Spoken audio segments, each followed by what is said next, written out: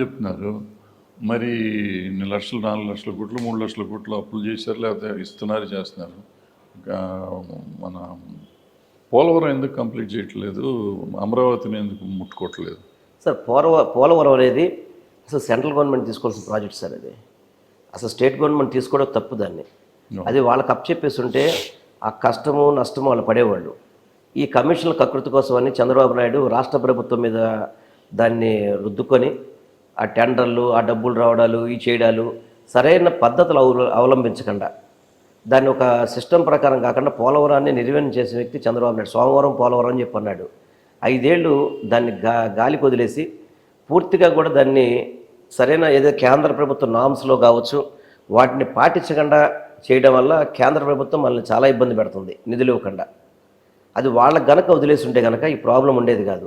వాటిని అన్నీ సెట్ చేసుకొని ఈ కాపర్ డాములు సరైన టైంలో కట్టకపోవడం వీటి వల్ల వీటన్నింటినీ సరి చేసుకొని ఆ కాంట్రాక్టర్ని వాళ్ళని మార్పులు జరిపి ఇవన్నీ చేసేటప్పుడు కొంత టైం పట్టింది.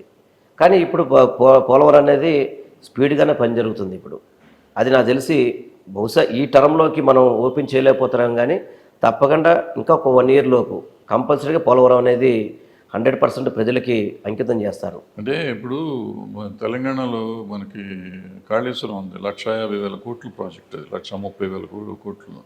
ఇది 50,000 కోట్ల ప్రాజెక్టు. ఆల్రెడీ 20,000 పైన ఖర్చు పెట్టింది. 30,000 కోట్లు. 30,000 కోట్లు సెంట్రల్ గవర్నమెంట్ ఇవ్వకపోయినా మీరు ఇన్ని లక్షల కోట్లు ఖర్చు పెట్టారు, అప్పు చేశారు, ఉంచారో ఏదో మొత్తం మీ దగ్గర డబ్బు ఉంది. ఆ 30,000 కోట్లు అందులో పెట్టేసి ఫినిష్ చేసి ఉంటే మీకు ఎప్పుడు దాకా మీరు చచ్చిపోయేదాకా మీ పేర్లు చెప్పుకుంటూ ఉండేవారు కదా, తరతరాలు చెప్తూ ఉండేవారు కదా పేర్లు. అంటే తెలంగాణకి ఆంధ్ర రాష్ట్రానికి బడ్జెట్లో చాలా తేడా ఉంది సార్. బడ్జెట్తో సంబంధం లేదు కాదు సార్, ఏదో బడ్జెట్ కావచ్చు, డబ్బు ఇన్కమ్ కావచ్చు, ఏదైనా కావచ్చు, తెలంగాణతో మనం పోల్చుకునే పరిస్థితి లేదు. ఎందుకంటే వాళ్ళు అప్పు చేసి కట్టారు సార్, వాళ్ళు సొంత డబ్బుతో ఏం కట్టలేదు. అంటే సార్ దానికి తెలంగాణకి రిసోర్సెస్ ఎక్కువ ఉన్నాయండి. మీరు ఎంత అప్పు చేశారో వాళ్ళు అంత అప్పు చేశారు వాళ్ళు, కానీ దాని ఇన్కమ్ సోర్స్ ఎక్కువ ఉంది సార్ దానికి. అవును. ఇక్కడ మనకి ఎవరైనా అప్పు ఇవ్వాలంటే మన ఇన్కమ్ని బట్టి అప్పిస్తాడు. మనం లోన్ తీసుకోవడం వల్ల ఏమిస్తాడు, బ్యాంక్ ఏం చేస్తుంది, అది మళ్ళీ తీర్చగల దానికి రిసోర్స్ చూపెట్టాల్సిన అవసరం ఉంది. వాళ్ళకి అన్ని రకాల రిసోర్సెస్, అది ధనిక రాష్ట్రం అనేది తెలంగాణ తెలుసు మీకు. మనకి చంద్రబాబు నాయుడు వెళ్ళేటప్పుడు మీకు ఒకసారి యనమల రామకృష్ణుడు గారు ఈ ప్రభుత్వం ఏర్పడి మొదటి రోజున స్టేట్మెంట్ ఇచ్చాడు, చూసారు చూడలేదు మీరు?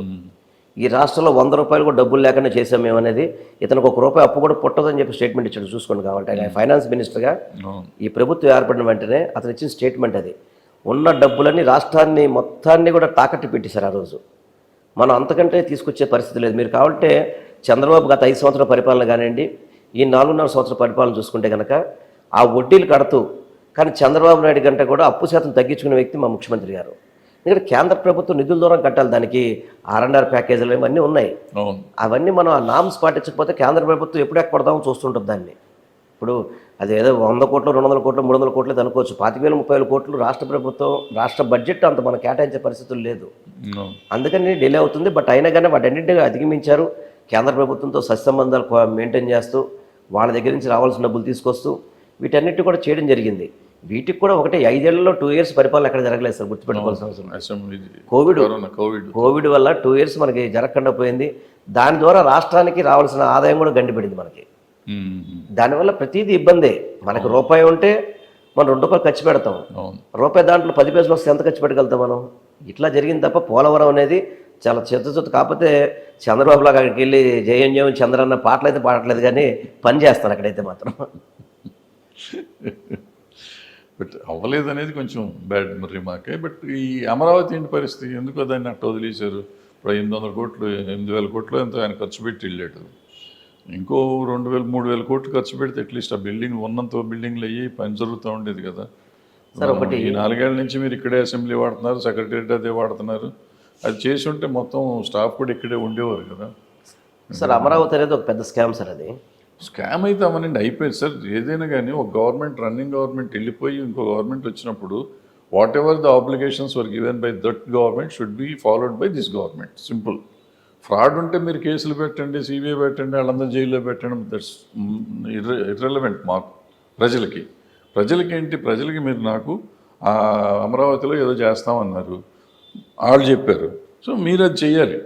ఏం చెప్పారో అది మీరు చెయ్యాలి. యాజ్ ఎ కామన్ మ్యాన్ నేను అడుగుతున్నా ప్రశ్న. సార్ ఇప్పుడు చంద్రబాబు నాయుడు అమరావతి నిర్మాణం కోసమని 1,00,00,000 కోట్ల రూపాయలు బడ్జెట్ వేసేస్తారు. దానికి 1,00,00,000 కోట్లు. 1,00,000 కోట్లు ఈ ఆంధ్ర రాష్ట్రం భరించే పరిస్థితిలో ఉందా మనకి ఎక్కడైనా కానీ? లేదు 1,00,000 కోట్లు అక్కర్లేదు కాబట్టి రోడ్లు వేస్తానికి 10,000 కోట్లు లేదు, పెడితే లేదు. మొత్తం అయిపోయేది. లేదు సార్, అతను ఒక విజన్ ఏంటంటే 1,00,000 కోట్లతో అమరావతి నిర్మించాలనే ఉద్దేశంతో పెట్టాడు సార్. ఏదో ల్యాండ్ బ్యాంక్ కోసం దానికోసం పెట్టాడు సార్. తర్వాత మీరు తెలంగాణ అసెంబ్లీ కట్టారు కదా, అవును, అది ఎంత అమౌంట్ అయిందండి దానికి నిర్మాణానికి? 600 కోట్లు. ఇక్కడ టెంపరీ అసెంబ్లీకి ఎంత అయిందండి? 1,200 కోట్లు 1,000 కోట్ల పైన ఖర్చు పెట్టాడు సార్ టెంపరీ అసెంబ్లీకి. అది పర్మనెంట్ అసెంబ్లీ. దాంట్లో ఎక్కడ నిజాయితీ ఉంది చెప్పండి దీంట్లో?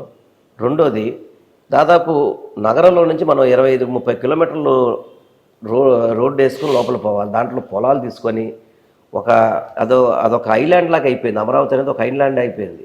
ఆ రోజు చంద్రబాబు నాయుడు అనే వ్యక్తి గుంటూరుకి విజయవాడ మధ్యలో కనుక మన నిర్మాణం చేసుంటే కనుక ఈపాటికి గుంటూరు విజయవాడ కలిసి ట్విన్ సిటీస్ లాగా తయారయ్యే పరిస్థితి ఉండేది. అప్పుడు మనకి వ్యయం కూడా తగ్గేది. ఈరోజు ఏం జరిగింది? ఆ ల్యాండ్స్ తీసేసుకోవడం, ఆ ల్యాండ్స్ మీద బాండ్లు ఇవ్వడం, ఆ ల్యాండ్స్కి కౌలు ఇవ్వడం అనేది చాలా గందరగోళం సృష్టించి పెట్టాడు. దాంట్లో మా ముఖ్యమంత్రి గారి ఉద్దేశం ఏంటంటే 3 రాజధానులు అని చెప్పి ఎందుకు వచ్చింది దాని విధానం అంటే, ఈరోజు వైజాగ్ అనేది ఒక అద్భుతమైన ప్రదేశం. అది దానికి రిసోర్సెస్ చాలా ఎక్కువ ఉన్నాయి. రేపు ఉదయం క్యాపిటల్తో మన హైదరాబాద్తో కానీ, బొంబాయితో కానీ, చెన్నైతో కానీ, బెంగళూరుతో మనం పోటీ పడే ఊరు ఏదైనా ఉందంటే మన ఆంధ్ర రాష్ట్రంలో వైజాగ్ మాత్రమే. దాన్ని మీరు చెప్పిన ప్రకారం ఒక 1,000 కోట్లు 2,000 కోట్లతో మనం కొంచెం దాన్ని ఆధునీకరించి అక్కడ ల్యాండ్ బ్యాంక్ కనుక పెంచగలిగితే కనుక మనకి ఇన్ఫ్రా వస్తుంది అక్కడికి. అదేవిధంగా కంపెనీస్ వస్తాయి. అదేవిధంగా ఫ్లైట్స్ రాకపోకలు కానివ్వండి, మనకి సముద్రం ఉంది, అక్కడ పోర్టులు కానివ్వండి, వీటి ద్వారా దాని అభివృద్ధి చెందుద్ది. వాస్తవంగా చెప్పాలంటే మన రాష్ట్రానికి చివరి ఉంది అది. వాస్తవంగా అదొక్కటి మైనస్ తప్ప మనకి క్యాపిటల్ కొన్న లక్షణాలన్నీ కూడా వైజాగ్ ఉన్నాయి. దాన్ని మనం కొద్దిగా మెరుగుపరచగలిగాక రేపు హైదరాబాద్తో వాటిలో మనం పోటీ పడచ్చనే ఒక మంచి ఉద్దేశంతో దాన్ని అభివృద్ధి చేసుకుంటూ ఈ అమరావతిలో అసెంబ్లీ పెట్టుకొని, కర్నూలు హైకోర్టు పెట్టుకుని 3 ప్రాంతాలు అభివృద్ధి చెందుతాయి. లేదంటే కనుక తెలంగాణ లాగా రేపు ఉదయం కూడా రాష్ట్ర విభజనకి తెలంగాణ వెళ్ళిపోవడానికి కారణం ఏంటి? వాళ్ళు ఏదని చెప్పినా కానీ ధనిక రాష్ట్రం అయిపోయింది. అది రిసోర్సెస్ అన్నీ అన్నీ అక్కడే. ఈరోజు ఆంధ్రాలో ఉన్న సగం మంది ఇన్వెస్ట్ అంతా అక్కడే పెట్టారు తీసుకెళ్ళి. అందుకనే మా తెలంగాణ లాక్కో అది ఆ రోజు సమైకాంధ్ర ఉద్యమం తెలంగాణ నుంచి జరిగింది. కానీ ఇటువంటి వరదలు రాకూడదు, 13 జిల్లాల అభివృద్ధి చెందాలనే ఉద్దేశంతో ఆయన ముందుకెళ్లారు.